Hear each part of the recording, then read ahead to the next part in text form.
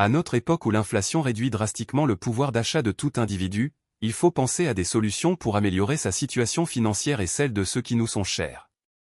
Une de ces solutions est de trouver un emploi permettant de faire face aux crises financières. C'est ce dont nous allons parler aujourd'hui, à travers 10 métiers rapportant le plus d'argent.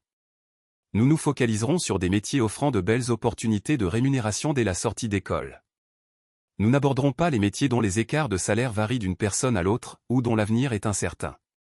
Nous verrons quels avantages et quels inconvénients chaque métier présente. De plus, les revenus que nous allons mentionner sont propres à la France. Si tu résides dans un autre pays, ces revenus peuvent varier à la hausse ou à la baisse. Sans plus tarder, commençons par le métier de chirurgien-dentiste. Le chirurgien-dentiste est un professionnel de santé qui réalise les soins et traite les pathologies bucco-dentaires de chaque patient. Il est également capable de diagnostiquer d'autres maladies en observant l'état de la dentition de ses patients. Au quotidien, il réalise des traitements comme le plombage de dents, l'extraction de dents, la prothèse de dents et l'endodontie dentaire. Enfin, il peut se spécialiser en parodontologie afin de prévenir des maladies liées aux gencives, délivrer des diagnostics et traiter des cas de problèmes de gencives par exemple. Ou encore se spécialiser en chirurgie maxillofaciale, afin de traiter toutes les pathologies du visage et de la cavité buccale aussi bien en chirurgie qu'en médecine. Les principaux problèmes traités sont les traumatismes du visage tels que les fractures ou les plaies, la cancérologie de la cavité buccale et du pharynx, ainsi que la chirurgie orthodontique visant à corriger les dysmorphies faciales pouvant générer des troubles esthétiques, des douleurs articulaires, des fragilités dentaires ou une apnée du sommeil. Afin d'accéder à la profession de chirurgien dentaire, il faut effectuer 6 années d'études après l'obtention du baccalauréat. Contrairement aux idées reçues, il n'est pas obligatoire d'avoir suivi un parcours académique scientifique durant le secondaire pour devenir dentiste, cependant un parcours scientifique au lycée est fortement encouragé. Sorti d'école, un dentiste gagne en moyenne 3 200 € net chaque mois, soit 38 000 € net à l'année. Une éventuelle spécification permettra de gagner un salaire plus important dès le début de la carrière. Le fait de rejoindre le cabinet d'un dentiste ayant une certaine notoriété peut également faire varier la rémunération à la hausse. Pour un profil expérimenté, il sera possible d'atteindre un salaire net mensuel de 6 200 €, soit 74 000 € net à l'année. Le taux horaire pour 35 heures de travail sera compris entre 46 et 53 € brut de l'heure. Il n'existe pas de grille salariale pour prévoir la rémunération des dentistes.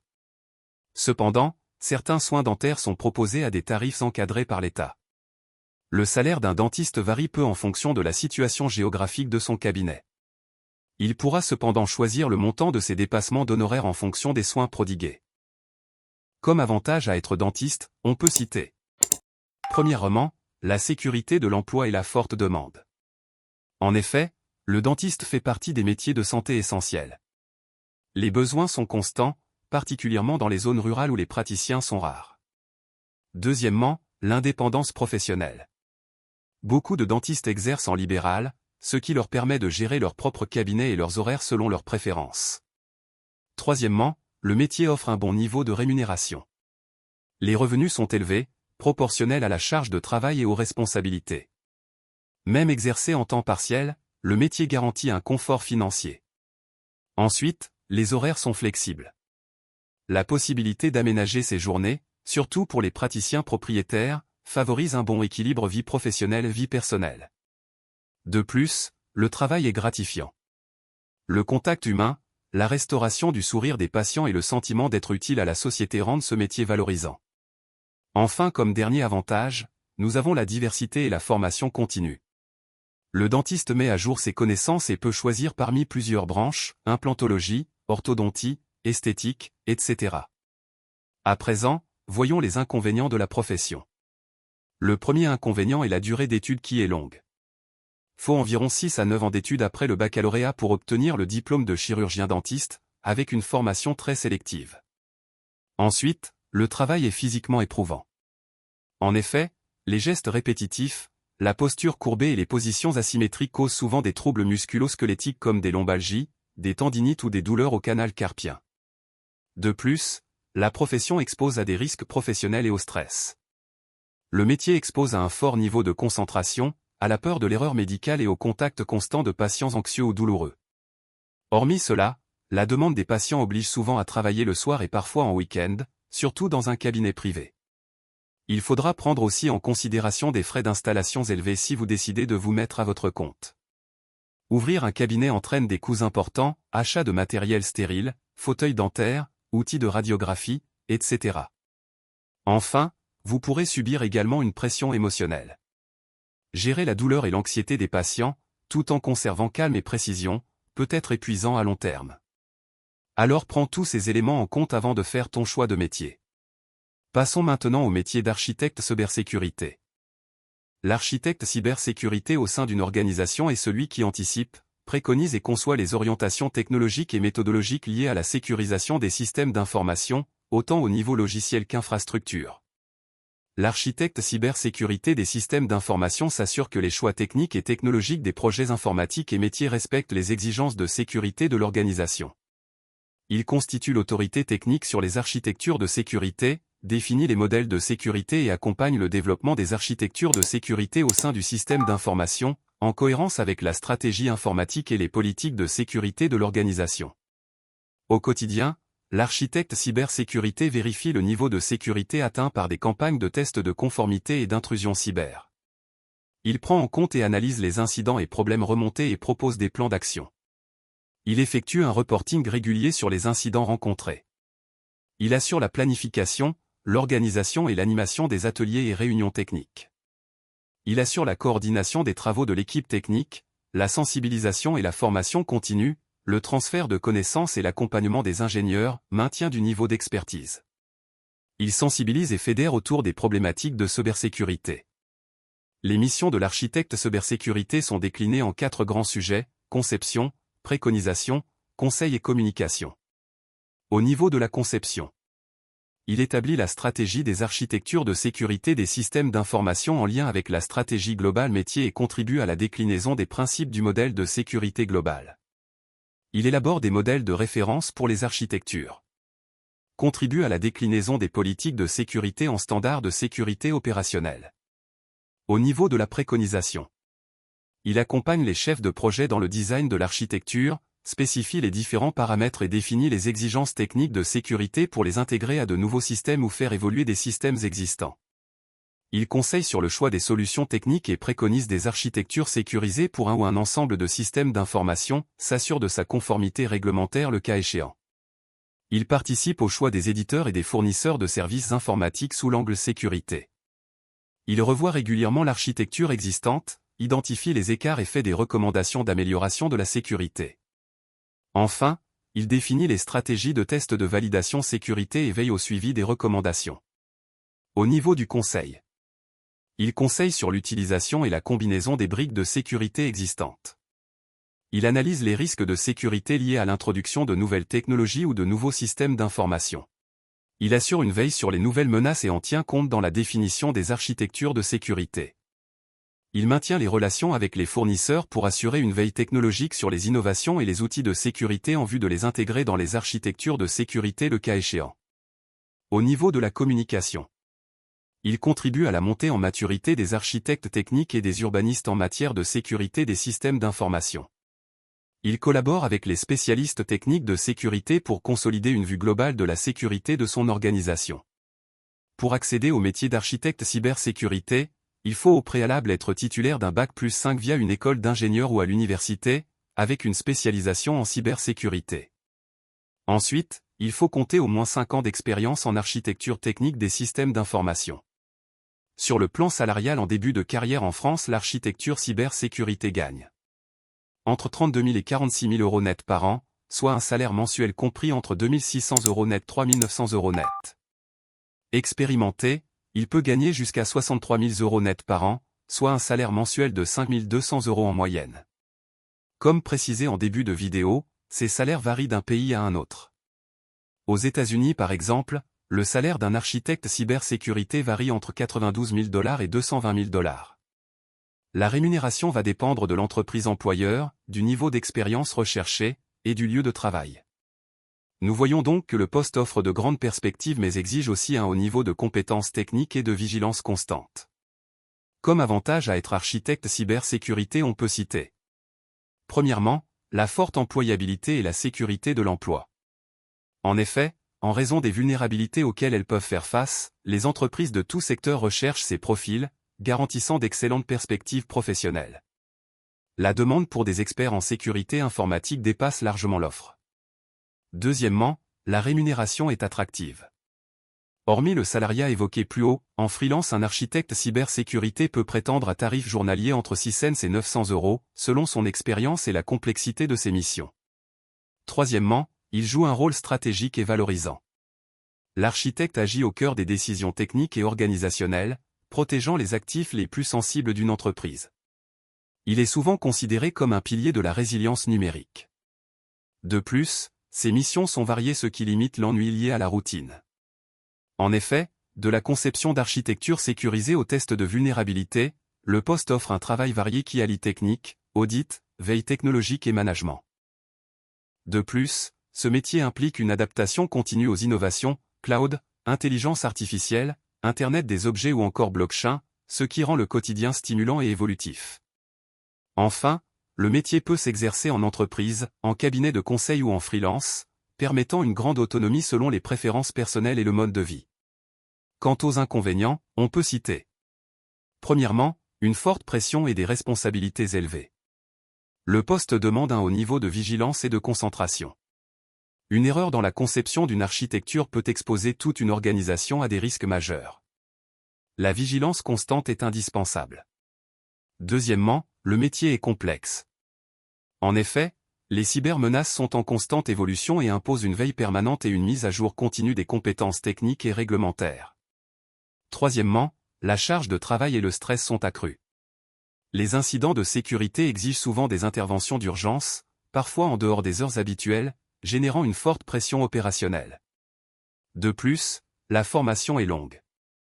Devenir architecte cybersécurité nécessite au minimum un bac+5 d'une école d'ingénieur ou un master en informatique ou cybersécurité, souvent complété par des certifications comme CISP, CEH ou ISO 27001. D'autre part, la collaboration est complexe. Le poste implique de composer avec différents corps de métier, informatique, juridique, direction, ce qui demande des compétences relationnelles et diplomatiques solides. Enfin, le risque d'épuisement professionnel n'est pas négligeable. L'obsession pour la sécurité, l'urgence permanente et la peur de la faille peuvent provoquer du stress chronique et à long terme un épuisement ou un burn-out. Alors prends tous ces éléments en compte si tu décides de t'orienter vers ce métier. Intéressons-nous à présent au métier d'expert comptable. L'expert comptable a pour mission de contrôler les éléments comptables et fiscaux de ses clients et de les conseiller sur la gestion de leur entreprise. Après avoir effectué un travail de revue des comptes, il présente une analyse de gestion qui guidera le chef d'entreprise dans sa prise de décision. À noter, l'expert comptable ne certifie pas les comptes, cela étant le travail du commissaire aux comptes. Il est possible d'occuper le poste d'expert comptable dans plusieurs types de structures, soit en tant qu'indépendant, soit en tant que salarié en CDD ou en CDI dans un cabinet d'audit ou d'expertise, ou dans un bureau en tant que cadre financier. L'expert comptable a deux manières de se lancer en indépendant, il peut déposer sa candidature dans un cabinet qui est à la recherche d'un nouvel associé ou décider de créer son propre cabinet. S'il exerce au sein d'un cabinet dans lequel il est associé, il peut également endosser un rôle d'encadrement d'équipe et de direction stratégique. Au niveau du parcours académique, il n'est pas possible d'exercer en comptabilité et encore moins en tant qu'expert comptable, sans avoir obtenu une qualification reconnue par l'Ordre des experts comptables. Les 3 premières années sont consacrées au passage du DCG, diplôme de comptabilité et de gestion. À partir de la 4e année, les étudiants préparent le DSCG, diplôme supérieur de comptabilité et de gestion. Enfin, il est nécessaire d'obtenir le DEC, diplôme d'expertise comptable, pour obtenir la qualification d'expert comptable. Ainsi, il est nécessaire de suivre une formation en comptabilité pendant 8 ans pour exercer le poste d'expert comptable en France. L'étudiant doit réaliser un stage en cabinet pendant les 3 dernières années de sa formation. Durant cette période, il sera entre autres formé à la comptabilité analytique, à la comptabilité approfondie, au contrôle de gestion, à la fiscalité et à la consolidation. Il apprendra aussi à réaliser un audit comptable et financier au sein d'une entreprise. Il peut s'agir d'un stage rémunéré ou d'une alternance en contrat de professionnalisation. À la fin du parcours de formation, l'étudiant a l'obligation de remettre un mémoire, ainsi que de passer 3 épreuves pour obtenir son diplôme. Après avoir reçu son certificat, l'expert comptable peut s'inscrire à l'ordre des experts comptables auprès du conseil régional dont il dépend, pour pouvoir exercer en tant que libéral. L'activité d'expert comptable repose sur la réalisation d'une mission principale, la présentation des comptes annuels. Ceux-ci comprennent le bilan de l'année, le compte de résultats, ainsi que les annexes comptables. Dans ce cadre, il va vérifier l'exactitude et la cohérence des comptes. Une fois cette étape de vérification effectuée, l'expert comptable va remettre une attestation à l'entreprise qui figurera dans les comptes annuels. Un grand nombre de PME-PMI font appel à un expert comptable uniquement pour réaliser cette mission. Il peut également être en charge de tenir l'intégralité ou une partie de la comptabilité de l'entreprise et de réaliser des audits complets. Toutefois, l'expert comptable a avant tout une mission de conseil et d'accompagnement des entreprises. Quant à la rémunération, un expert comptable gagne en moyenne entre 30 et 60 000 € net chaque année. Les experts comptables inscrits à l'ordre des experts comptables gagnent en moyenne 36 000 € net chaque année, soit plus de 3 000 € net par mois. Certains parviennent à obtenir une rémunération de plus de 78 000 € net par an, en justifiant d'une expérience ou de compétences spécifiques. En début de sa carrière, l'expert comptable peut prétendre à un revenu compris entre 28 000 et 32 000 € net par an. Cela lui permet d'accéder à un salaire net mensuel compris entre 2300 et 2700 €. La qualité du stage effectué pendant la durée de la formation pourra permettre de prétendre à une rémunération plus proche des 32 000 € net par an. Le taux horaire d'un expert comptable est variable, mais se situe souvent autour de 78 € net. Pour les profils les plus expérimentés, le salaire net mensuel peut s'élever à une somme comprise entre 5 000 et 6 500 €. Le calcul du salaire de l'expert comptable s'effectue en prenant en compte la durée de son expérience, la complexité des missions qui lui sont confiées ainsi que de la grille salariale de la structure qui le recrute. Il peut également être amené à recevoir une prime d'ancienneté. Dans les grands cabinets et grandes entreprises, ce type de professionnel est souvent mieux rémunéré que dans les petites structures. Le lieu d'activité a également une influence, puisque le salaire moyen serait 15 à 20% plus élevé en région parisienne que dans les autres régions françaises. Au niveau de l'évolution professionnelle, l'exercice du métier d'expert comptable nécessitant plusieurs années d'études, peu de personnes envisagent une reconversion dans une branche professionnelle proche. Les experts comptables ont plutôt tendance à évoluer vers des postes en entreprise, en tant que directeur financier par exemple. Pour ceux qui sont salariés, une évolution possible peut être de procéder à la création de leur propre cabinet pour se lancer en libéral. S'il est envisageable de se mettre en indépendant en tant que débutant, il est toutefois préférable de s'associer à des experts comptables déjà expérimentés pour pouvoir continuer de monter en compétences. Le métier d'expert comptable combine rigueur technique, polyvalence et responsabilités élevées. Il offre une grande stabilité et une diversité de missions, mais aussi une forte exigence intellectuelle et une charge de travail importante. Comme avantage à exercer le métier d'expert comptable, on peut citer premièrement, une forte demande et la sécurité de l'emploi. En effet, le métier bénéficie d'une excellente insertion professionnelle. La complexification fiscale et la création d'entreprises maintiennent une demande élevée en experts comptables. Deuxièmement, la rémunération est attractive. Dès les premières années, les salaires sont compétitifs et augmentent significativement avec l'expérience, pouvant dépasser 63 000 € en net par an en milieu de carrière. Troisièmement, la profession offre une grande autonomie. L'expert comptable peut choisir entre travail en cabinet, salariat ou indépendance, avec la possibilité de gérer ses propres clients et son emploi du temps. De plus, le métier a une dimension stratégique, ce qui est valorisant. Ce n'est pas qu'un travail de chiffres, le professionnel conseille les dirigeants sur les décisions financières, juridiques et fiscales de l'entreprise. Les missions sont diverses. Audit, fiscalité, conseil juridique, gestion de patrimoine ou accompagnement à la création d'entreprises, le métier offre une variété de tâches enrichissantes. Hormis cela, les compétences sont transférables. Les connaissances en gestion et finance permettent d'évoluer vers des postes de direction, DAF, consultant, commissaire aux comptes, etc. Enfin, le métier permet de développer des compétences transversales. Le métier exige écoute, diplomatie, communication et gestion de clientèle, renforçant la polyvalence professionnelle. Quant aux inconvénients de la profession, on peut citer. Premièrement, la longueur des études et son caractère sélectif. Le parcours demande un bac+8, DCG, DSCG, DEC, combinant théorie, pratique et stages obligatoires. Deuxièmement, la charge de travail élevée. Les périodes fiscales et la gestion de plusieurs dossiers clients entraînent des heures supplémentaires fréquentes, particulièrement en cabinet. Troisièmement, le métier confronte à une forte pression et de grandes responsabilités. Une erreur peut avoir des conséquences juridiques ou financières importantes pour les clients. Le métier impose donc une rigueur extrême. De plus, les lois fiscales, sociales et comptables évoluent régulièrement, obligeant à une actualisation continue des connaissances. D'autre part, certaines tâches répétitives, saisie de données, bilan, audit, peuvent sembler monotones sans automatisation ou diversification de missions. Enfin, la clôture de fin d'année, les échéances fiscales ou les audits peuvent créer des pics de tension et de fatigue. Alors prends tous ces éléments en compte si tu décides de te diriger vers cette profession. Intéressons-nous à présent au métier d'ingénieur électrotechnique. L'ingénieur électrotechnique est un A de la conception des composants électroniques qui s'intègrent dans nos produits du quotidien. Sans lui, certainement pas de téléphone portable, pas de GPS, pas d'ordinateur ni même d'Internet haut débit. Ce métier est donc essentiel pour l'industrie. Ses compétences sont utiles dans les transports, l'énergie, la défense, les télécommunications. Un des nombreux avantages de ce métier, c'est bien sûr de suivre de A à Z le produit, en lien constant avec d'autres ingénieurs couvrant d'autres spécialités. Concrètement, l'ingénieur électrotechnique réalise des plans qui permettent de fabriquer par exemple un moteur avec le maximum de précision. Il effectue les calculs qui précisent la forme et les dimensions des différentes pièces et dessine ensuite le plan d'ensemble, puis réalise, ou fait exécuter, le plan de détail de chaque composant. Partant des caractéristiques du système automatisé, il choisit les moteurs électriques et leurs variateurs de vitesse.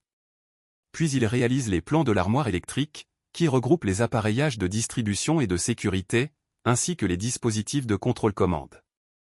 Il effectue également des tâches de programmation, suit le déroulement des travaux d'installation et procède à la mise en service des équipements. Pour devenir ingénieur électrotechnique, il faut obtenir un bac+5 spécialité génie électrique et électrotechnique ou un master professionnel spécialité génie électrique et électrotechnique. Sur le plan salarial, un ingénieur électrotechnique en début de carrière gagne en moyenne 2 500 € net par mois, soit 30 000 € net par an. Après quelques années d'expérience, son salaire net mensuel peut monter à 4 500 € net par mois, soit 54 000 € à l'année. Voire plus en fonction de l'entreprise et de son niveau de responsabilité au sein de l'organisation. Par ailleurs, à ce salaire peuvent s'ajouter des primes de performance et des avantages sociaux, tels que des primes d'intéressement et des compléments pour horaires décalés, pouvant venir bonifier le salaire de base. Comme perspective d'évolution, avec des années d'expérience, l'ingénieur électrotechnique a l'opportunité d'évoluer vers des postes de chef de projet électronique, de responsable recherche et développement ou encore directeur technique, ce qui augmentera significativement sa rémunération. Il peut également choisir de se spécialiser davantage dans des domaines tels que la conception de systèmes embarqués, l'automatisation industrielle ou l'électronique de pointe. Ces évolutions permettent de diversifier ses compétences et d'assumer des responsabilités accrues. Comme avantage de la profession d'ingénieur électrotechnique, on peut citer premièrement, la mobilité géographique. Ces compétences étant prisées dans de nombreux secteurs d'activité, elles permettent d'exercer dans différents pays et contextes industriels. Deuxièmement, le métier est dynamique. Il exige une veille technologique et permet de repousser les limites techniques, offrant des défis stimulants et un enrichissement permanent. En effet, l'évolution des systèmes et des techniques permettent de repousser les limites et d'enrichir constamment son savoir-faire. Troisièmement, il contribue à des projets innovants, souvent liés à la transition énergétique, à l'efficacité énergétique et à la lutte contre le changement climatique. De plus, son champ d'action s'applique sur différents secteurs, tels que l'énergie, les télécommunications, l'aéronautique, l'automobile ou encore l'informatique industrielle. L'ingénieur électrotechnique peut choisir parmi une large palette de domaines selon ses préférences. Hormis cela, la spécialisation dans ce domaine garantit des rémunérations supérieures à la moyenne des autres branches de l'ingénierie, avec des possibilités d'évolution financière selon les responsabilités. Enfin, comme dernier avantage, l'ingénieur électrotechnique est très recherché dans des domaines en pleine croissance, notamment les énergies renouvelables, l'automatisation et les infrastructures électriques, assurant une stabilité professionnelle. À présent, les inconvénients du métier sont les suivants. Premièrement, la formation est longue et exigeante. Il faut un bac+5 spécialisé pour exercer, nécessitant un engagement académique important. Ensuite, la charge de travail est conséquente, tout comme les responsabilités. En effet, l'ingénieur doit souvent gérer des projets complexes avec des contraintes de délai, budget et sécurité, impliquant un stress lié à la responsabilité. De plus, ce métier nécessite une capacité d'adaptation à son environnement. Le métier alterne entre travail de bureau pour la conception et déplacements fréquents sur site ou chantier, ce qui nécessite une bonne organisation. Hormis cela, il nécessite de faire une veille technologique constante. L'évolution rapide des technologies oblige à une mise à jour permanente des connaissances et compétences. Enfin, le métier nécessite une exigence physique et l'attention aux détails. La précision dans la réalisation des plans, tests et installations est cruciale, demandant rigueur et concentration continue. En résumé, le métier d'ingénieur électrotechnique allie innovation, polyvalence et impact environnemental, mais demande un haut niveau d'expertise, de la rigueur et un investissement personnel important. Alors prends tous ces éléments en compte si tu décides de t'orienter vers cette voie. À présent, intéressons-nous au métier de business développeur. Le business développeur, également connu sous le nom de développeur commercial, joue un rôle essentiel dans la croissance de son organisation. Il a pour objectif de booster ses revenus en identifiant de nouvelles opportunités commerciales, en élargissant le portefeuille client et en renforçant les relations avec les clients existants. Pour atteindre son but, le business développeur mène des analyses de marché afin d'identifier les tendances émergentes, évalue la concurrence et développe des stratégies. Il est souvent chargé de prospecter de nouveaux clients, de négocier des contrats et de construire des relations durables avec les partenaires commerciaux. Le business développeur dispose d'une vision stratégique, de compétences analytiques et d'un grand sens du relationnel. Il a un véritable talent de négociateur et sait se montrer persévérant. Ses résultats ont un impact direct sur le chiffre d'affaires de son organisation, ce qui représente pour beaucoup une source de défis et de motivation au quotidien. Ses missions sont les suivantes. Premièrement, il élabore la stratégie interne et externe de son organisation. Pour cela, il va prospecter l'ensemble des services internes, commerciaux, juridiques, financiers, administratifs, pour étudier les process et les contraintes de chacun. Puis, il va étudier les indicateurs principaux de son entreprise, état financier, produits, capacité productive, clients et employés. Ensuite, il va effectuer des audits internes pour évaluer les capacités de l'entreprise ainsi que les différents dysfonctionnements. Ainsi qu'effectuer des études de marché pour connaître l'environnement dans lequel évolue son entreprise et mesurer la capacité attractive de celle-ci, étude de l'environnement concurrentiel et étude des entreprises du marché ainsi que des clients potentiels. Enfin, il va finaliser l'hypothèse de développement en se positionnant sur un nouveau marché, géographique, de production, ou sur de nouveaux clients. Deuxièmement, il démarche de nouveaux clients. Pour cela, il ira à la rencontre des nouveaux clients potentiels du marché en utilisant les ressources élaborées en amont pour les cibler, et études de croissance externe. Ensuite, il étudiera avec les nouveaux clients potentiels les possibilités d'achat, de vente à court, moyen et long terme. Enfin, il s'assurera de la bonne relation entre les clients et l'entreprise, il se rendra disponible pour eux le temps que la relation de confiance se fasse, étant le représentant de l'entreprise auprès des clients. Troisièmement, il développe le modèle interne. Pour cela, il étudie les enseignements des différents audits et des différentes études avec pour objectif la hausse de la productivité, la diminution des coûts fixes et variables. De plus, il s'approprie les process internes dans le but d'interagir avec la production, la rendre plus efficace et flexible à la production de nouveaux produits. Puis, il propose aux différents services les plans d'économie interne et d'expansion externe. Ensuite, il analyse avec l'ensemble des équipes la faisabilité du développement des nouvelles productions et de l'expansion de l'entreprise sur de nouveaux marchés. Enfin, il synthétise, rend compte et convainc les différents collaborateurs de la stratégie interne. Quatrièmement, il pilote des projets de développement. Pour cela, il établit la feuille de route du développement interne ou externe de son entreprise. Ensuite, communique avec les différents acteurs concernés, fournisseurs, transporteurs, clients, collaborateurs internes, de l'échéancier, des réussites et difficultés dans l'avancée du projet. Puis, négocie avec les nouveaux clients pour s'assurer que les contrats correspondent au plan de développement. De plus, il suit scrupuleusement le business plan pour s'assurer que les délais de production et de vente sont respectés. Cela passe par du management d'équipe ou des réunions internes touchant différents services de l'entreprise. De plus, il fidélise les clients pour que ceux-ci s'intègrent à la stratégie de développement à moyen et long terme de l'entreprise. Enfin, il s'assure de la pérennité du business plan. Pour cela, il observe pendant les premières années le développement du nouveau marché ou de la nouvelle gamme de produits pour s'assurer son intégration totale au sein de l'entreprise. Avec son œil affûté sur le marché, le business développeur sait naviguer dans un monde en mouvement. Fin stratège, à l'aise aussi bien en rendez-vous sur le terrain comme au téléphone, il détecte les tendances avant les autres et transforme les contacts en contrats. C'est un métier à haute intensité, où votre curiosité, votre audace et votre persévérance feront toute la différence. La profession de business développeur n'est pas réglementée, il n'y a aucun diplôme obligatoire pour l'exercer. Cependant, les entreprises recherchent généralement des profils avec un diplôme de niveau Bac+5, dans le domaine du commerce ou de la finance. Il est donc recommandé d'opter pour un master en école de commerce, de marketing ou de gestion. De nombreux établissements proposent des cursus axés spécifiquement sur le développement commercial. Alors si tu souhaites te diriger vers ce parcours, renseigne-toi en amont sur ces écoles. Au niveau du salaire, un business développeur en début de carrière gagne généralement entre 2200 et 2500 € net par mois, soit 26 à 30 000 € net par an. Après 10 ans d'expérience, le business développeur peut prétendre à un salaire de 60 000 € net à l'année, soit 5 000 € net par mois. À cela, peuvent s'ajouter des primes en fonction de l'atteinte des objectifs. Ainsi que d'autres types d'indemnités telles que des actions, l'intéressement, ou encore un 13e mois. Ces éléments sont convenus au moment de l'embauche et peuvent être imposés par la convention collective à laquelle est soumise l'organisation. Comme avantage de la profession, nous pouvons citer premièrement, la diversité des missions. Le business développeur est un professionnel très polyvalent. Son quotidien lui offre une grande variété de tâches, de la prospection à la gestion de partenariats. Ses journées de travail sont dynamiques et stimulantes. Deuxièmement, les perspectives d'évolution. Les réussites en matière de développement commercial peuvent conduire à des promotions rapides au sein de l'entreprise.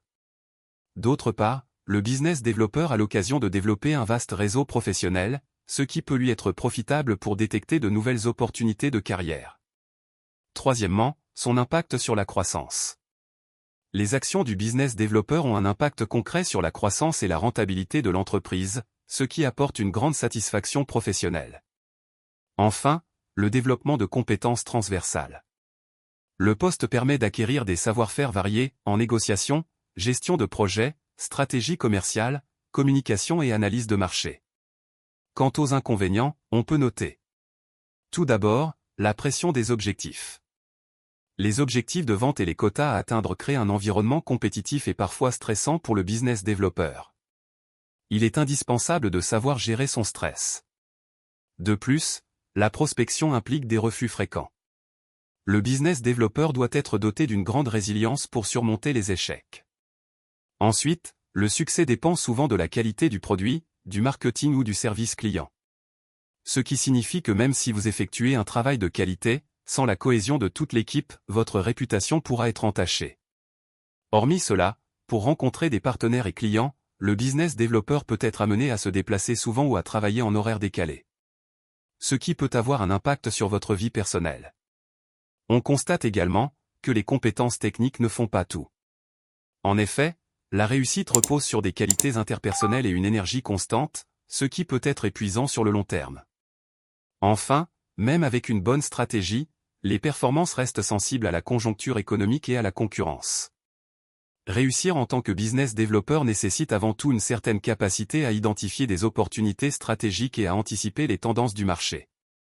Une communication claire, un sens de l'écoute développé et des talents de négociation sont également des compétences essentielles pour bâtir des relations durables avec les clients, mais aussi pour collaborer efficacement avec les équipes. Par ailleurs, l'autonomie, la persévérance face aux défis et la flexibilité pour s'adapter à un environnement dynamique sont des qualités recherchées. Enfin, le business développeur doit savoir se montrer organisé et rigoureux, afin de gérer ses différents projets et de traiter des données avec précision. Les business développeurs sont recherchés par de nombreuses organisations. En effet, leur expertise est un besoin universel, quel que soit le secteur d'activité. Les entreprises de technologie, notamment les startups en quête d'expansion rapide, recrutent des business développeurs pour élargir leur clientèle. Les sociétés de conseil s'appuient sur ces experts pour identifier de nouvelles opportunités et créer des partenariats stratégiques. Dans le secteur des services, des agences de marketing et de communication recherchent des business développés pour renforcer leur portefeuille client. Les grandes entreprises de la finance, la santé et l'industrie intègrent également ces professionnels pour assurer leur croissance continue. Après avoir travaillé en tant que business développeur, plusieurs évolutions de carrière sont envisageables.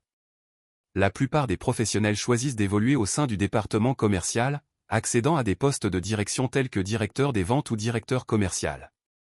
d'autres business développeurs choisissent de se spécialiser en devenant consultants en développement des affaires. Ils mettront alors leur expertise commerciale à disposition d'entreprises dans le besoin. Par ailleurs, avec une formation complémentaire telle qu'un MBA en stratégie d'entreprise, il est possible d'accéder à des postes de direction générale. En résumé, le métier de business développeur attire par son dynamisme, son potentiel de progression et ses gratifications financières, mais exige une forte endurance psychologique et une capacité à évoluer dans un environnement soumis à la pression des résultats. À présent, intéressons-nous au métier de notaire. Le notaire est un des représentants du pouvoir de l'État. En France, les notaires sont nommés par le garde de Sceaux. À l'échelle du territoire national, on en dénombre plus de 15 000. Ce sont des officiers publics. Chaque document, acte ou contrat, signé, daté, et conservé par un notaire confère une authenticité juridique au regard de la loi. Le notaire intervient dans divers domaines. S'il est traditionnellement associé au droit de la famille, contrat de mariage, donation, succession, testament, le notaire exerce aussi en matière de droit immobilier, signature de vente, d'avant-contrat, négociation de vente, ou de droit des entreprises, par exemple, gestion et conservation des documents sociaux, pacte d'actionnaires. Au-delà de son rôle d'authentification, le notaire est dans l'obligation de conseiller ses clients, et peut aussi jouer un rôle de médiateur et de négociateur, trouver un compromis lorsque deux parties sont en désaccord, toujours dans le respect de la loi durant une succession ou lors de la rédaction de contrats. En dehors de son statut d'officier public, le notaire est un professionnel du privé, qui peut avoir un manager des collaborateurs, clerc de notaire, comptable, assistant juridique. Pour devenir notaire, après l'obtention du baccalauréat, il faudra vous tourner vers des études de droit. Après un master 1 en droit, tu pourras poursuivre par la voie universitaire et intégrer un master 2 en droit notarial, proposé par une vingtaine de facultés françaises. Puis après l'obtention du master 2, il faudra poursuivre ta formation par 2 années de stage en qualité de salarié, qui se concluront par la soutenance d'un rapport de stage, et l'obtention finale du diplôme supérieur de notariat. Sinon après le master 1 en droit, tu pourras intégrer l'un des centres de formation professionnelle notariale après la réussite à l'examen d'entrée. Après une année de formation, tu pourras obtenir le diplôme d'aptitude aux fonctions de notaire et entamer un stage de 2 ans. Les missions d'un notaire sont les suivantes. Accueillir les clients et les informer en fonction de l'acte à réaliser. Préparer les pièces justificatives et dossiers en vue d'une authentification. Échanger avec ses confrères et collaborateurs sur les actes en cours. Authentifier des actes comme une succession, un testament, une donation, une vente immobilière, etc. Conseiller les particuliers et entreprises sur les démarches légales en matière de droit immobilier, droit rural, droit des sociétés, etc. Conserver l'ensemble des actes authentifiés par l'office notarial. Sur le plan salarial, la rémunération d'un notaire varie entre 27 000 et 78 000 € net par an, soit 2 300 à 6 500 € par mois. Cette fluctuation de salaire dépend de la notoriété de l'office notarial. En général, plus le notaire produit d'actes, plus il perçoit une rémunération attractive. La somme perçue dépend aussi du montant de ses honoraires. En début de carrière, il sera possible de percevoir un salaire de plus de 2 300 € net par mois. Avec plusieurs années d'expérience ou avec un portefeuille client conséquent, le notaire peut percevoir plus 6 500 € chaque mois. Ce professionnel du droit est souvent rémunéré en fonction du nombre et des montants associés aux actes notariés dont il s'occupe. Les honoraires des notaires sont encadrés de façon très stricte par l'État. Dans le cadre d'une transaction immobilière, le notaire ne perçoit qu'une petite partie de ce qu'on appelle les frais de notaire. Le reste sera redistribué à l'État, la commune et le département. Plus les biens immobiliers vendus sont chers, plus le notaire aura de chances de percevoir une rémunération attractive. On observe donc des différences de revenus en fonction du secteur géographique où il officie. Les grandes villes sont ainsi assez prisées par ces experts des actes notariés. Concernant l'environnement de travail, quel que soit son statut d'exercice, salarié, associé, titulaire, le ou la notaire passe la majorité de son temps à l'office, échangeant avec secrétaires, clercs de notaire, et notaires assistants sur les différents dossiers en cours. Il accueille les clients dans son bureau pour que les discussions restent confidentielles. Il est amené à communiquer aussi par mail ou téléphone pour préparer un acte à authentifier, notamment pour demander des documents officiels dans le cadre d'une succession, d'une vente d'un bien immobilier, etc. Au quotidien, il communique avec d'autres notaires en vue de la signature commune d'actes, comme dans le cas d'un divorce, par exemple. Comme perspective d'évolution dans la profession, un notaire peut exercer seul en qualité de titulaire d'un office notarial. Ces offices sont gérés par le ministère de la Justice, qui lui seul a le pouvoir d'en créer de nouveaux. Les créations d'offices restent rares, et de fait, la valeur d'un office est très élevée et l'acquisition est difficile. Le corps des notaires a cependant mis en place un système de prêt interne pour pallier ce problème. Le notaire peut aussi s'associer à d'autres notaires au sein d'une société civile professionnelle, SCP, ou d'une société d'exercice libéral, SEL. L'association a l'avantage de nécessiter un apport moindre, apport financier ou apport dit d'industrie. Un notaire associé peut alors se spécialiser dans une branche spécifique du droit. Enfin, un notaire peut être simple employé d'un office. Il est soumis au même régime qu'un notaire individuel ou associé, mais d'un point de vue professionnel, il est salarié. Comme avantage de la profession de notaire, on peut citer: premièrement, les débouchés sont réels, et la tendance actuelle tend vers une plus forte diversification de la profession. Deuxièmement, le salaire est attractif et stimulant, plus le notaire authentifie d'actes, plus ses revenus augmentent. Troisièmement, la routine n'a pas lieu dans ce métier du droit. En effet, la loi et les réglementations évoluent au fil des années, les dossiers à traiter sont variés, les clients viennent d'horizons différents, particuliers, professionnels, etc. Quant aux inconvénients, on peut citer: les études sont longues et sélectives. Il faut compter au moins 7 ans d'études pour commencer à exercer. De plus, l'installation à son compte ou en association demande un investissement financier important. Ensuite, étant donné sa qualité d'officier public, le notaire est soumis à des règles corporatistes strictes. Interdiction de pratiquer des activités professionnelles, des opérations spéculatives, respect du secret professionnel, application de sanctions pénales en cas de non-respect du code déontologique. Enfin, la contrainte géographique. Le notaire ne peut pas s'installer n'importe où en France. C'est le ministère de la Justice qui crée et décide des emplacements des offices sur tout le territoire français, limitant ainsi leur nombre et contraignant le lieu d'exercice des notaires. Enfin, les qualités et compétences nécessaires à l'exercice de cette fonction sont les suivantes. Premièrement, la discrétion. Le notaire est lié au secret professionnel, il ne doit jamais rien révéler des transactions et des actes de ses clients, d'autant plus que ces derniers pourraient alors se retourner contre lui. Deuxièmement, la veille juridique. Le notaire doit porter une attention particulière aux évolutions juridiques dans de nombreux domaines du droit. Troisièmement, la pédagogie. Quand il informe sa clientèle, le notaire doit pouvoir lui expliquer clairement la nature de certains mécanismes juridiques parfois très complexes. Ainsi que la diplomatie. Le notaire doit avoir un bon sens des relations humaines, il est avant tout un conseiller. En résumé, être notaire offre prestige, sécurité et indépendance, mais exige rigueur, patience et un engagement professionnel conséquent, tant sur le plan intellectuel que financier. Intéressons-nous à présent au métier d'anesthésiste réanimateur. Le médecin anesthésiste réanimateur est un professionnel de la santé spécialisé dans la gestion de l'anesthésie et des soins intensifs. Il assure le bien-être et la sécurité du patient avant, pendant et après une intervention chirurgicale. Avant une intervention, l'anesthésiste réanimateur évalue l'état de santé du patient et choisit le type d'anesthésie approprié. Il administre ensuite les médicaments nécessaires et surveille les signes vitaux du patient tout au long de l'opération jusqu'au réveil. En réanimation, il prend en charge les patients présentant des défaillances sévères, afin d'assurer leur soutien vital. Ce métier nécessite une grande précision, une bonne capacité à gérer le stress et une aptitude à la communication, notamment avec les patients.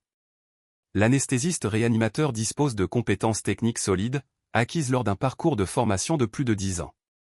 En France, la demande de médecins anesthésistes est forte, en raison du vieillissement de la population, mais aussi de la complexité du métier. Les missions de l'anesthésiste réanimateur sont: évaluer l'état de santé du patient avant une intervention chirurgicale. Sélectionner le type d'anesthésie approprié. Administrer les médicaments anesthésiques. Surveiller les signes vitaux du patient pendant l'opération. Ajuster l'anesthésie en fonction de l'évolution de la procédure chirurgicale. Gérer les complications éventuelles liées à l'anesthésie. Prendre en charge le patient en salle de réveil. Soulager les douleurs post-opératoires. Intervenir en cas d'urgence médicale nécessitant une réanimation. Surveiller et maintenir les constantes vitales des patients en réanimation.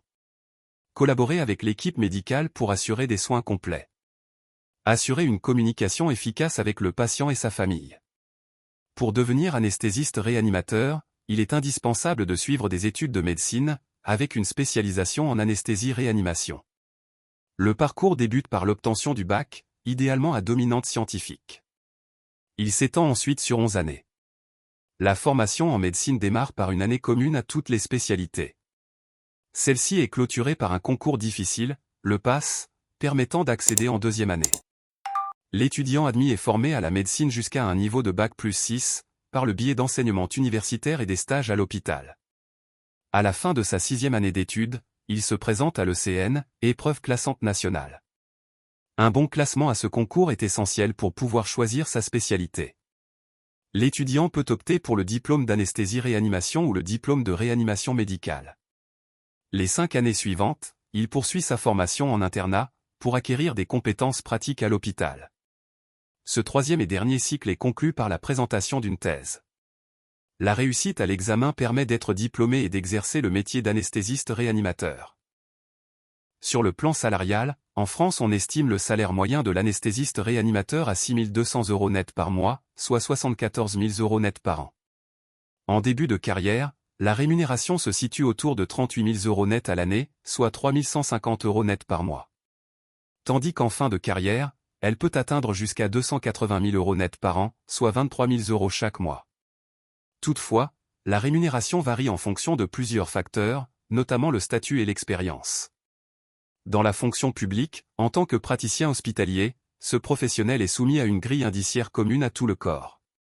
Celle-ci est constituée de différents grades et échelons, prévoyant une rémunération évolutive tout au long de la carrière.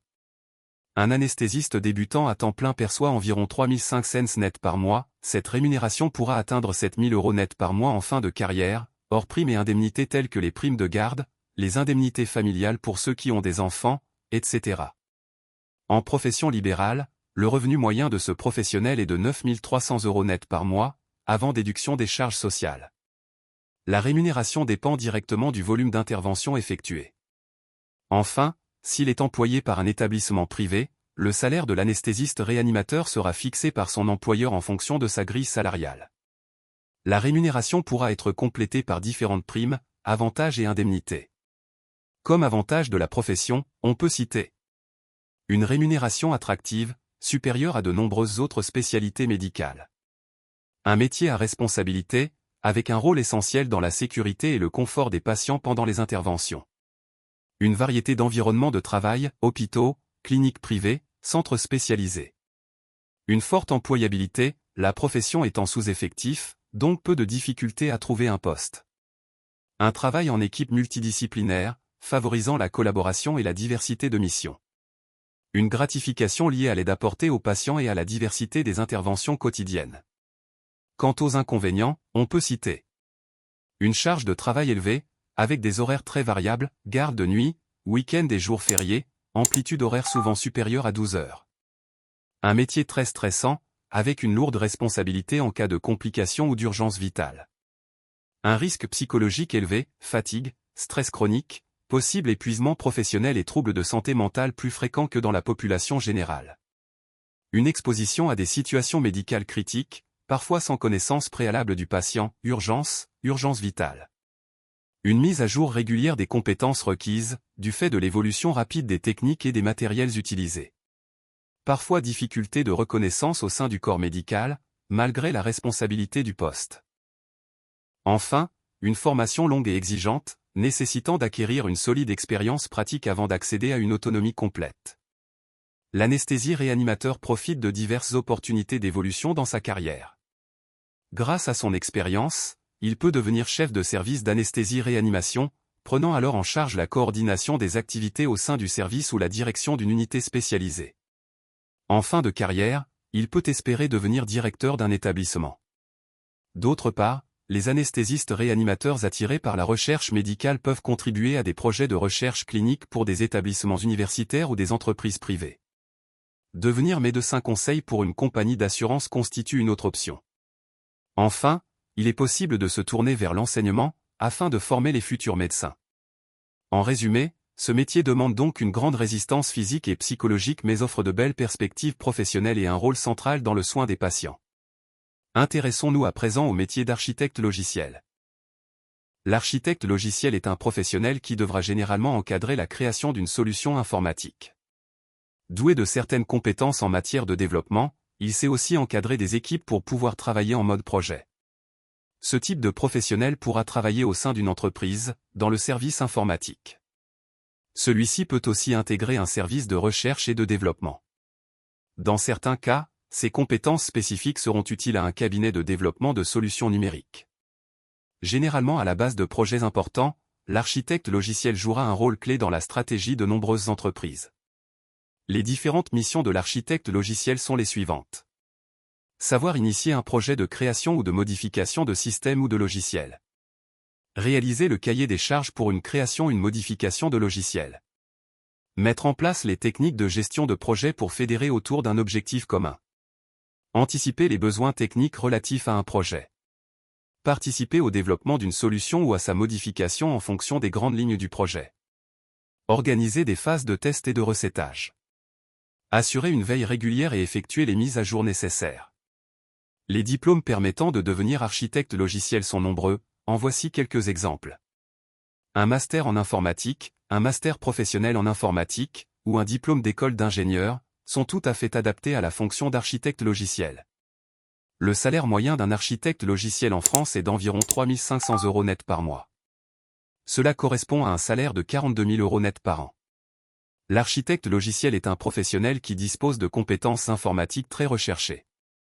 En début de carrière, il se verra donc rarement proposer un salaire en dessous de 2 000 € net par mois. Une première expérience professionnelle, avec une participation à un projet de ce type peut permettre de négocier une rémunération plus attractive. Le type d'entreprise dans laquelle il travaille, ainsi que les missions sur lesquelles il officie sont cruciales pour déterminer la rémunération. Des primes en relation avec la réussite de ces projets peuvent aussi lui être attribuées par son employeur. En France, il n'existe pas de grille salariale officielle pour le métier d'architecte logiciel. Pour certains architectes logiciels seniors, il est possible de percevoir un salaire de plus 56 000 € net par an.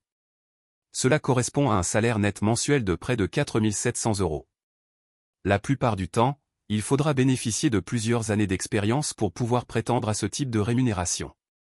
La possibilité de justifier de la direction de projets similaires au cours de la carrière peut également permettre de négocier une rémunération attractive au moment de l'embauche. L'ingénieur logiciel peut exercer dans des entreprises et structures très diverses et rencontrer des interlocuteurs très variés. Ainsi, son environnement de travail peut changer d'une structure à l'autre. Cependant, l'architecte logiciel travaille essentiellement depuis son bureau sur son ordinateur. Au niveau des évolutions possibles, il existe de nombreux débouchés pour les architectes logiciels. Il sera notamment possible de devenir expert dans ce domaine. Les postes de directeur des systèmes d'information sont par ailleurs généralement réservés à ce professionnel, en guise d'évolution. Il faudra néanmoins que l'entreprise dispose d'un service informatique suffisamment important pour justifier la création de ce poste. Pour finir, il est possible que l'architecte logiciel choisisse de s'installer à son compte. Ce dernier pourra alors devenir développeur de solutions, ou proposer un service de consultant.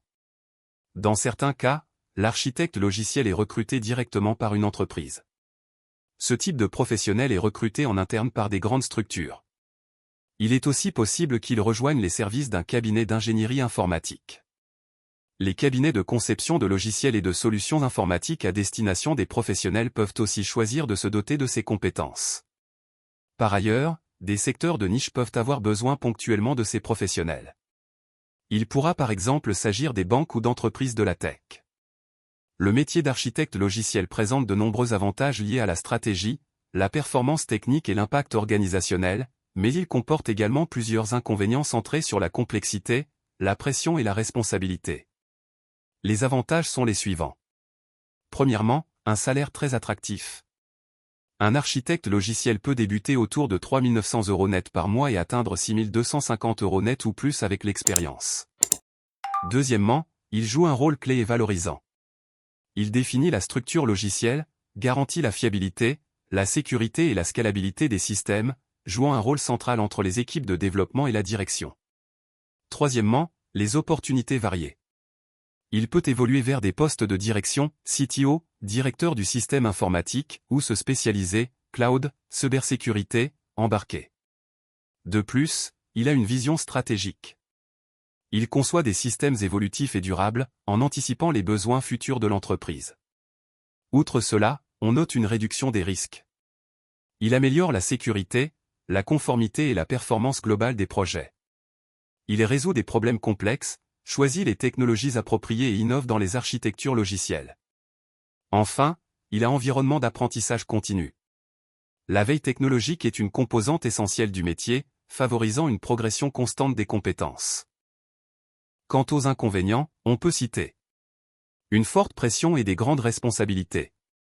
Les décisions architecturales ont un impact majeur sur le succès des projets, ce qui génère un stress important. La complexité technique élevée. Il doit maîtriser diverses technologies, frameworks et standards tout en gardant une vision d'ensemble. La charge de travail intense. La coordination des équipes, la supervision technique et la planification peuvent allonger les journées. La nécessité de formation continue. Les technologies évoluent rapidement, obligeant à une veille permanente et à se mettre régulièrement à jour. Le métier implique davantage de conception et de communication technique que de programmation, ce qui peut frustrer certains développeurs passionnés. Les difficultés d'accès. La profession requiert plusieurs années d'expérience en développement avant d'y accéder jobi-joba. Le risque d'isolement en télétravail. Certains postes en remote peuvent réduire les interactions humaines et la dynamique d'équipe. Les qualités et les compétences nécessaires pour devenir architecte logiciel sont nombreuses. Celui-ci doit savoir s'organiser et faire preuve de rigueur dans ses tâches. Il doit également être capable de travailler en mode projet, en assurant la qualité des échanges avec les différents interlocuteurs, et se montrer pédagogue pour réussir à vulgariser les informations compliquées du domaine de l'informatique. L'architecte logiciel doit aussi connaître les rouages du code et des différents langages informatiques. De plus, celui-ci doit être en mesure de comprendre un système existant pour l'améliorer ou en créer un autre et doit pouvoir maîtriser les différentes méthodes de sécurisation d'un logiciel. Être à l'aise avec les méthodes de modélisation et de conception de l'architecture SI, dans le cadre d'un développement de logiciels professionnels est aussi essentiel. Enfin, le traitement des demandes utilisateurs et des différentes mises à jour au cours de la vie du logiciel demande beaucoup de rigueur et d'adaptation de la part de l'architecte logiciel. En résumé, le métier d'architecte logiciel s'adresse à des profils expérimentés qui souhaitent combiner expertise technique et vision stratégique. C'est un poste prestigieux, bien rémunéré et intellectuellement exigeant, mais aussi lourd en responsabilité et en pression opérationnelle. Intéressons-nous à présent au métier d'ingénieur en conception mécanique. Horlogerie, automobile, robotique, aéronautique, l'ingénieur en conception mécanique, grâce à son travail, permet la réalisation de tous les produits techniques industriels. Dans un bureau d'études et développement, il conçoit le plan d'ensemble d'un produit, d'une machine ou d'un outil et choisit les matériaux les plus adaptés à sa fabrication. Par simulation sur ordinateur, il vérifie la résistance des pièces soumises à différentes contraintes et adapte son projet en fonction de ses calculs et des résultats obtenus. L'ingénieur en mécanique veille ensuite à ce que le prototype créé soit conforme au cahier des charges et définit les modifications à apporter si nécessaire. Au service des méthodes, l'ingénieur en mécanique spécifie les machines et l'outillage requis pour la production. Il peut également avoir pour mission d'organiser une nouvelle ligne de production. Au service de la fabrication, il est responsable de la bonne marche d'un atelier où il propose son assistance et ses conseils techniques. Il peut avoir un parc de machines sous sa responsabilité et veiller à sa maintenance et à son amélioration. De plus, le métier possède une partie commerciale qui consiste en la vente d'équipements aux entreprises. Les missions d'un ingénieur en conception mécanique sont les suivantes. Réaliser les plans nécessaires à la conception des pièces et de l'assemblage mécanique. Étudier la faisabilité des projets avec le bureau d'études. Estimer le budget nécessaire et choisir les matériaux. Créer un prototype à partir des estimations et plans. Effectuer des éventuelles adaptations sur le prototype. Lancer la construction du produit fini. Conseiller les équipes techniques. Former les nouveaux arrivants au fonctionnement des machines. Connaître et respecter les règles de sécurité. Un diplôme d'école d'ingénieur est requis pour exercer le métier d'ingénieur en conception mécanique. Le recrutement dans ces écoles se fait sur concours après un bac scientifique ou un bac sciences et technologies de l'industrie et du développement durable, STI 2D. 5 années d'études sont donc nécessaires après le bac pour obtenir un emploi en tant qu'ingénieur en conception mécanique. Cependant, un master professionnel en mécanique peut aussi permettre d'obtenir un poste d'ingénieur mécanicien. Si vous souhaitez devenir ingénieur en conception mécanique, découvrez en détail toutes les informations qui vous permettront d'accéder au métier. Sur le plan salarial, un ingénieur en conception mécanique en début de carrière peut espérer gagner 2200 € net par mois, soit plus de 26 000 € net par an. Le niveau de rémunération va dépendre de la qualité de la formation reçue. Un stage spécifique en entreprise peut aussi permettre de négocier le salaire. En tant que profil senior d'ingénieur en conception mécanique, le salaire pourra être compris entre 31 000 et 36 000 € net par an. Le salarié se verra alors rétribué d'une rémunération comprise entre 2600 et 3000 € net par mois. Un ingénieur mécanique travaillant dans une grande entreprise peut également prétendre à une prime d'intéressement ou une prime de participation. Une part variable basée sur ses objectifs personnels peut éventuellement être prévue par le contrat de travail. La convention collective peut aussi prévoir le versement du salaire sur 13 ou 14 mois, ce qui viendrait bonifier sa rémunération. Il n'existe pas de grille des salaires éditée par l'État ou un organisme tiers pour anticiper le salaire en fonction de l'ancienneté. Concernant l'environnement de travail, le métier d'ingénieur en conception mécanique est un métier plutôt complet.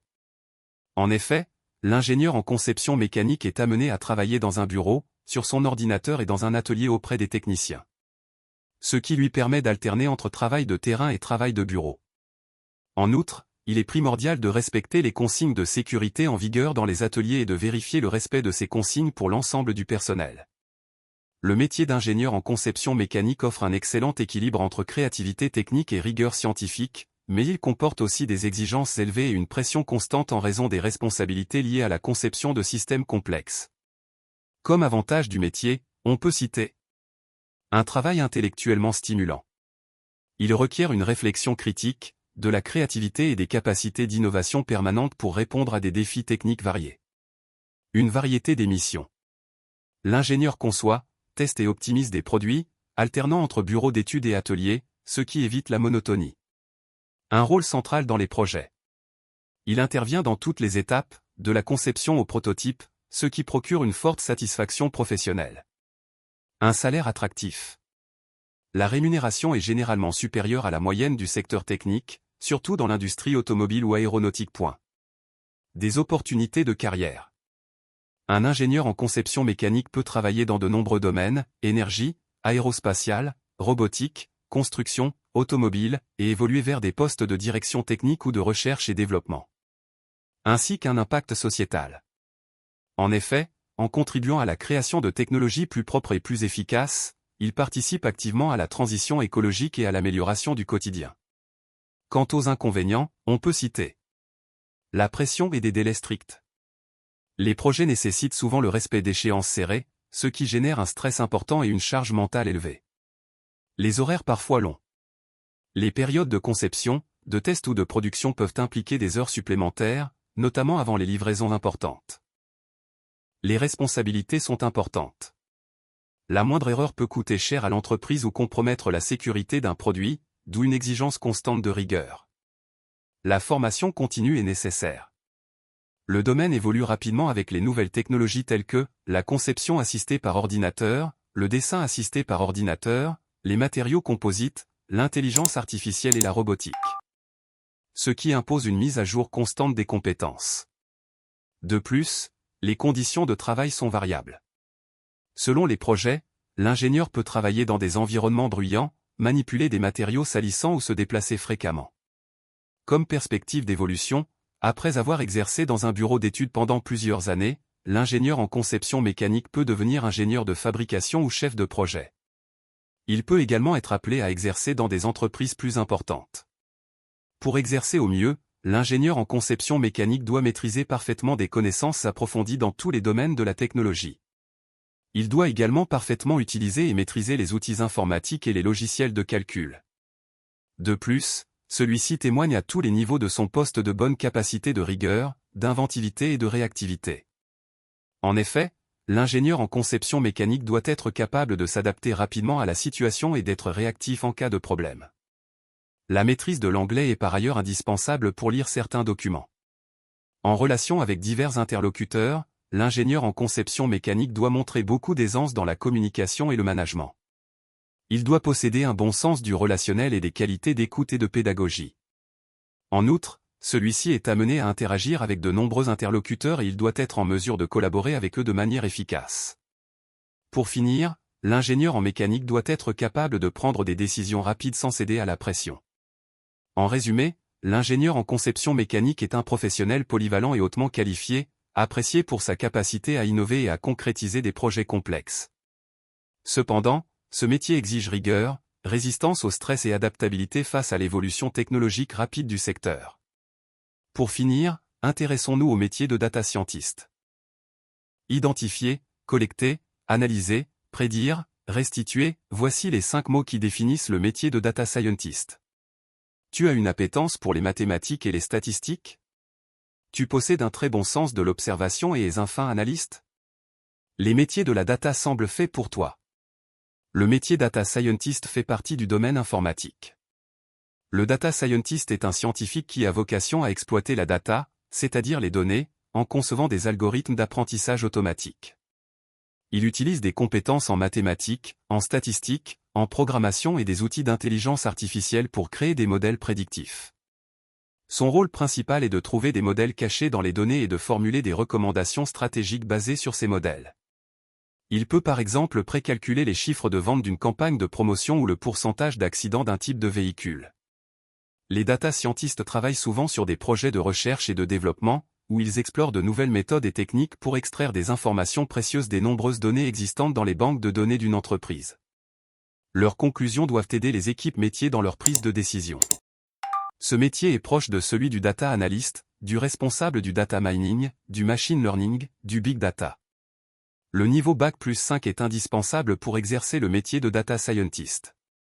Les formations universitaires à privilégier sont le master spécialisé en mathématiques appliquées, en sciences des données ou en statistiques. Certaines universités disposent même d'un master data scientist pouvant se réaliser en alternance, afin de se confronter au monde professionnel avant même d'entrer dans la vie active. Rejoindre une école d'ingénieur ou une formation en informatique peut aussi s'avérer être un choix pertinent pour devenir data scientist. Il est également possible, après une formation de niveau Bac+3, en marketing ou en banque et assurance par exemple, de se réorienter dans le traitement des données si tu as une appétence pour les langages informatiques, les statistiques et les mathématiques. Les missions du data scientist se découpent souvent en différentes étapes bien distinctes. Dans un premier temps, il doit identifier une problématique marketing afin de savoir quelles données seront pertinentes pour y répondre. L'analyse des données de sources multiples occupe une place importante dans le quotidien d'un data scientist. Il devra alors restituer les résultats obtenus de façon claire et synthétique afin que les informations récoltées soient facilement compréhensibles par le département marketing ou tout autre service. Sur le plan salarial, un data scientist gagne en moyenne 25 000 € net par an, en début de carrière. Soit plus de 2 000 € net par mois. En fonction de l'expérience et de la structure pour lesquelles il travaille, les salaires des data scientists peuvent aller de 30 000 et 50 000 € net annuels. Un data scientist évolue sur une échelle de salaire de 33 000 € net annuel à 45 000 € net annuel, hors prime et intéressement. Cela représente un salaire mensuel de 2 800 € net et jusqu'à 3 700 € net par mois. Les emplois les mieux rémunérés sont ceux des grands groupes, les packages salariaux mentionnés incluent en général la part variable, hors intéressement et participation. La technologie évoluant plus que rapidement, surtout avec l'arrivée de l'intelligence artificielle, ce sont moins les formations qui sont bien rémunérées, mais les années d'expérience, qui assurent une progression salariale de plus 7,3% par an. Hormis cela, un data scientist peut également opter pour travailler en freelance où son taux journalier moyenne sera de 600 € en début de carrière et pourra atteindre jusqu'à 1 000 € par jour avec quelques années d'expérience. Concernant l'environnement de travail du data scientist, même si le métier est à 95% masculin, travaille au sein d'une équipe informatique ou équipe marketing dans une entreprise de bonne taille. Il fait partie de la population des cadres et opère dans un bureau, avec une installation informatique haut de gamme et des accès privilégiés aux diverses bases de données de l'entreprise. Ses horaires sont plutôt stables, sauf lorsque la présentation de ses prédictions à la direction générale approche. Le métier de data scientist présente de nombreux atouts sur le plan professionnel et intellectuel, mais comporte aussi certaines contraintes techniques et psychologiques qu'il faut connaître avant de s'y lancer. Comme avantage de la profession, on peut citer premièrement, une forte demande et la sécurité de l'emploi. La data science reste l'un des domaines les plus recherchés dans le monde du numérique, avec une demande croissante dans la plupart des secteurs, banque, santé, marketing, industrie, etc. Deuxièmement, une rémunération attractive. Les salaires sont élevés, notamment pour les profils expérimentés, et progresse rapidement avec l'expertise technique. Troisièmement, les missions sont diverses. Les projets varient selon les domaines et permettent de toucher à de nombreux aspects techniques, intelligence artificielle, modélisation, statistiques, etc. De plus, le travail implique de résoudre des problèmes complexes et de concevoir des modèles innovants, ce qui rend la profession intellectuellement exigeante et gratifiante. Hormis cela, le métier a un impact stratégique. Les analyses du data scientist influencent directement les décisions de l'entreprise, ce qui confère au poste une importance stratégique. Puis, la profession offre une certaine flexibilité. Le métier s'exerce souvent à distance, offrant un bon équilibre entre vie personnelle et professionnelle. Enfin, les évolutions de carrière sont possibles. Avec l'expérience, on peut évoluer vers des postes comme Chief Data Scientist, Chief Data Engineer ou Chief Data Officer. Quant aux inconvénients, on peut citer une formation longue et exigeante. Ce métier nécessite une solide base en mathématiques, en statistiques et en programmation, ainsi qu'un apprentissage constant des nouvelles technologies. Une veille technologique permanente. Le domaine évolue très vite, rester compétent implique de se former continuellement, parfois sur son temps personnel. Une pression liée aux résultats et délais serrés. Les entreprises attendent souvent des résultats rapides, ce qui peut générer du stress et une charge mentale élevée. La complexité des données. Les jeux de données sont parfois désorganisés ou biaisés, rendant les analyses délicates et incertaines. Un travail souvent solitaire et sédentaire. Une grande partie du temps est passé devant un ordinateur à coder, ce qui peut être monotone pour certains profils. Enfin, on observe une incompréhension par les non-spécialistes. Expliquer des concepts complexes à des décideurs non techniques peut être un défi quotidien. Le data scientist est doté d'une grande expertise en statistiques et en mathématiques appliquées. La construction d'algorithmes ne lui fait pas peur. Il doit avoir des compétences en machine learning, en big data ainsi qu'en programmation informatique, des connaissances en Python, Java, R et SQL sont souvent requises. De sérieuses capacités d'analyse sont de rigueur pour pouvoir effectuer des analyses prédictives pertinentes en mesure d'aider une entreprise à prendre des décisions. Le data scientist est aussi un bon communicant et doit avoir une certaine familiarité avec la gestion de projets pour pouvoir communiquer avec des profils de divers horizons. La pédagogie et la vulgarisation sont des qualités supplémentaires s'il souhaite que ces résultats soient compris des néophytes, les données obtenues doivent être présentées avec clarté. Elles prendront la forme de graphiques percutants, afin d'aider mieux les décideurs dans leur prise de décision. Enfin, un tel poste nécessite un bon niveau en anglais et une aptitude à travailler avec des équipes pluridisciplinaires. En résumé, le métier de data scientist combine haute technicité, rigueur analytique et importance stratégique, mais il demande un apprentissage continu et une bonne résistance à la pression. Tout au long de cette vidéo, nous avons vu 10 métiers essentiels de notre économie actuelle, qui permettent de se démarquer et de faire face à l'inflation, tout en maintenant son pouvoir d'achat. Cette vidéo peut être utile si tu es étudiant et que tu ne sais pas quelle carrière faire après tes études, si tu es salarié et tu souhaites te réorienter pour augmenter ton niveau de vie, si tu es parent et que tu es à la recherche d'idées d'orientation pour tes enfants ou encore si tu as des proches que tu souhaites aider dans leur choix de carrière. Les perspectives abordées dans cette vidéo t'aideront à faire ton choix. Alors si tu as aimé cette vidéo, laisse-nous un like, de plus n'hésite pas à t'abonner pour être informé lors de la parution de nos prochaines vidéos. Et enfin partage cette vidéo, si tu connais quelqu'un qu'elle peut t'aider.